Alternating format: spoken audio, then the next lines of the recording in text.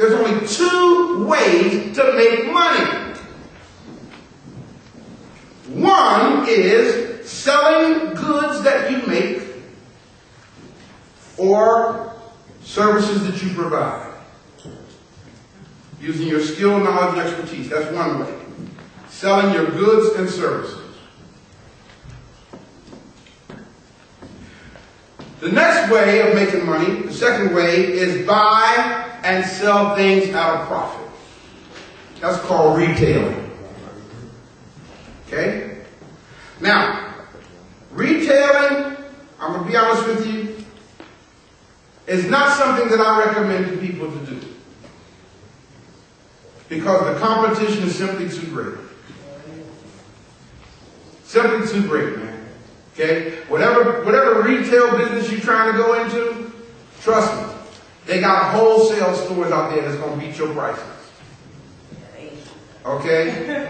Yeah, right. Asians and everybody, it's going to beat your prices. You know, if you try to go into a retail store selling pizza, okay, your little simple pizza shop ain't going to be able to keep up with Papa John's.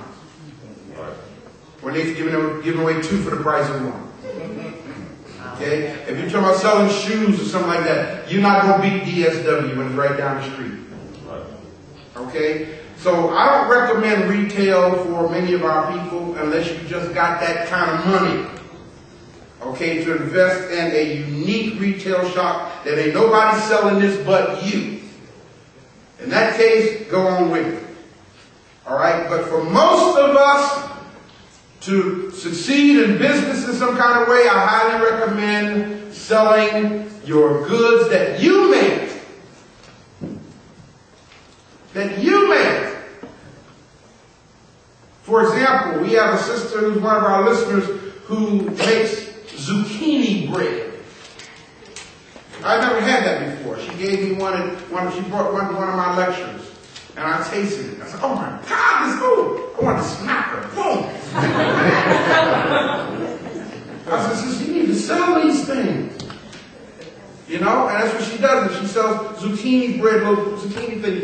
And I mean, she just bakes zucchini bread and she goes around to beauty parlors and barber shops and stuff like that and she makes good money.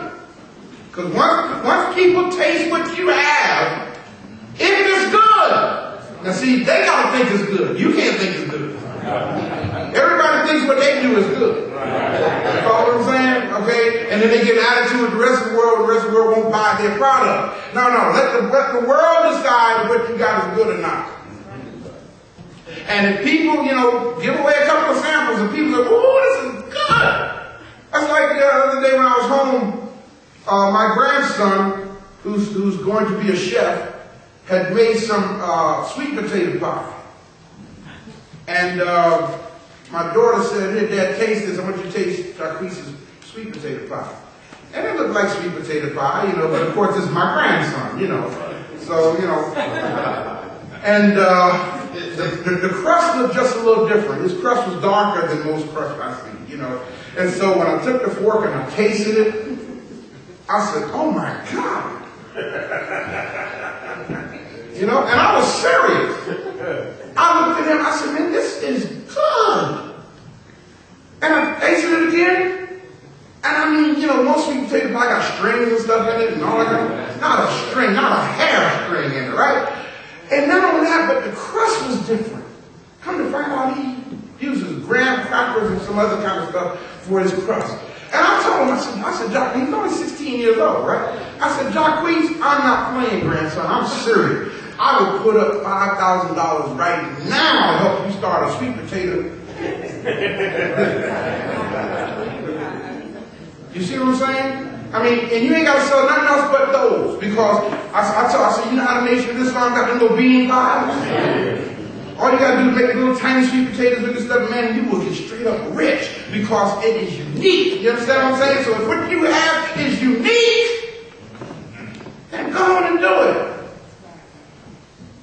Go on and do it, man. Or if you have a service that you provide. The key to success is this. Whatever business you go into, always remember, people have to want or need what you have. Right. If people don't want or need what you have, you're going to be wasting your time.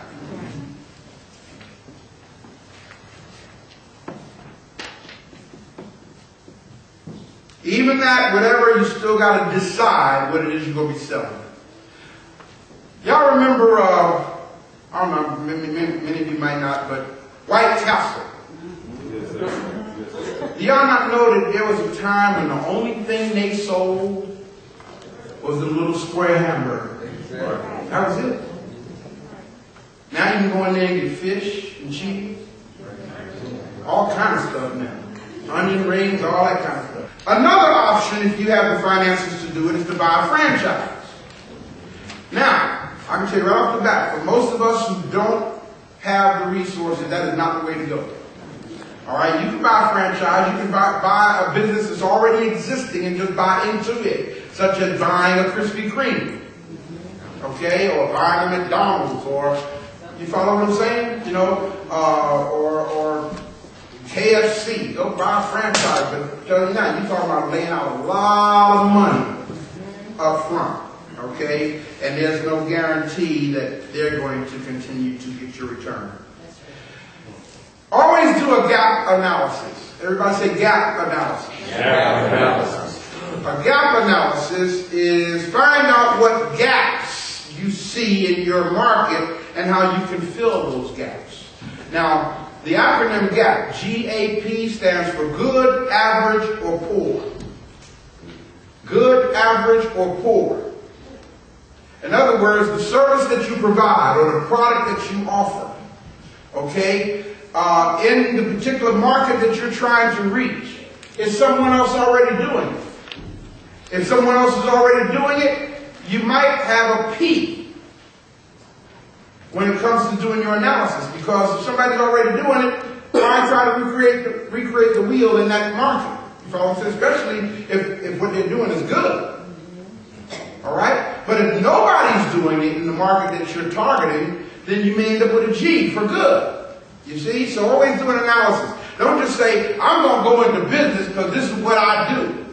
And then just start into it without doing a gap analysis, man. That don't make any sense.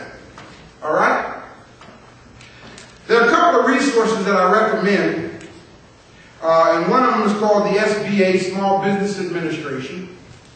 And you can go to the internet, and of course their website is SBA.org, I believe. I'm sorry, .gov maybe. Let's see. .gov. And let's see if that's their website.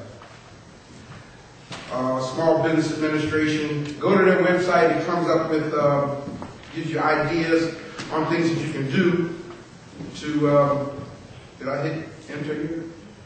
Yes, I did. You know, it amazes me how this thing works. This thing is fast as I don't know what till I need it. You know? There you go. Okay? Small Business Administration website. Go there. It's very, very good with ideas and everything. However, let me tell you right off the bat, don't ever forget this. The SBA, Small Business Administration, is the United States government. Okay, so take it from me. I can't speak and say that they don't do what they do. They do what they do. All right? But I remember when I started my business, I went to the SBA and all that kind of stuff, and the only thing I ended up doing was registering everything I was doing with them. They didn't give me one bit of assistance. I mean, there's a lot of information there, but as far as getting stuff from them, scratch that, okay? The next website that I highly recommend or next organization I recommend, and it was very helpful to me being an entrepreneur, and that is the National Association for the Self-Employed. NASE.org. National Association for the Self-Employed. Now, I strongly recommend getting involved, taking out a membership with this entity. Okay, this entity was very, very helpful to me in my early years in business, as far as giving guidance, giving resources that I could turn to, not for money, but for business techniques. You follow what I'm saying? And valuable tools that I could use to help further my business.